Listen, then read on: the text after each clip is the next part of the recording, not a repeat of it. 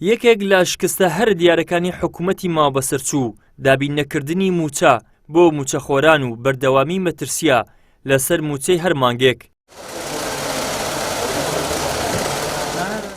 موچەخۆری هەرێمی کوردستان 10 ساڵە لە دڵەڕاوکەی ئەوەدان ئاخۆ بە 40 ڕۆژ یاخود 50 ڕۆژ موچە وەردەگرن و ئاخۆ لە ساڵێکدا حکوومەت چەند موچە دەخوات.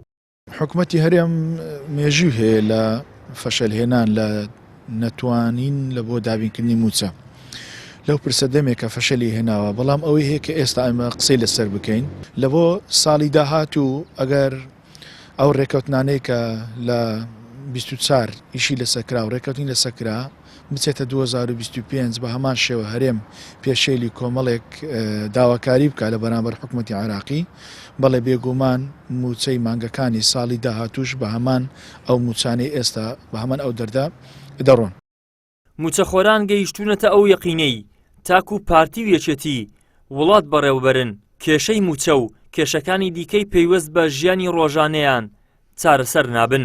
جگەلەوەی کە ئێستا موچەی مانجیدا تەوزیع نەکراکەیمەوە لە کۆتاییەکانی مانجی 11 مەترسیەکی گەورە هەیە لەسەر موچەی مانگەکانی 11 و 12 کە تا ئێستا مانجیدا تەوزیع نەکرایە، بەڵام بێگومانین خەرگ هەر بەناومێدیەوە دەڕوانێت بۆ ساڵی داهاتوو لەبەرەوەی بە ئەگەرەکی زۆرەوە خەڵک لە ساڵی داهاتوو لە 2005دا بە قەیرانی موچەوە پێدەنێتە ناو ساڵی 2005 و کێشەکانی موچە لە هەرێمی کوردستان کۆتایی نایە تاوەکو ئەو دەسەڵاتە گەندەڵی کە ئێستا خۆسەپێنە لەسەر هەرێمی کوردستان تاوەکو کۆتایی پێنێتن.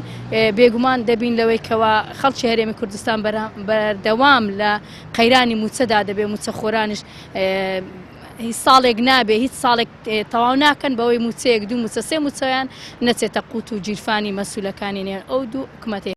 لە سایەی کابینەی نۆیمی حکوومەتی کاربەڕەکەری هەرێم تاکو ئێستا 13 موچە نەدراوە و مەترسیش لەسەر دوو موچەی ئەمساڵ هەیە، 10 موچەش بە لێبڕین و لێخواردنەوە دابەشکراوە. ئیدریس محەممەد، کەناڵی ئاسمانی پەیام، هەولێر.